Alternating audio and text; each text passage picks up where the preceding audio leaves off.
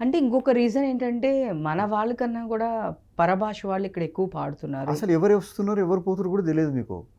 మీరు అది ఎప్పటినుంచో ఉంది. ఇప్పుడు నేను పాడుతున్నప్పటి నుంచి కూడా ఇది బాంబే సింగర్స్‌ని పాడించడము, లేకపోతే చెన్నై వాళ్ళతో పాడించడం అనేది అప్పటి నుంచి కూడా ఉంది.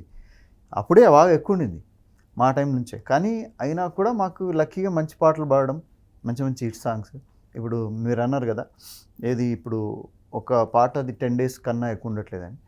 ఈరోజు ఇప్పుడు జస్ట్ ఈరోజే ఊరికే అట్లా చూశాను నేను స్పాటిఫై ఓపెన్ చేసి. నాది.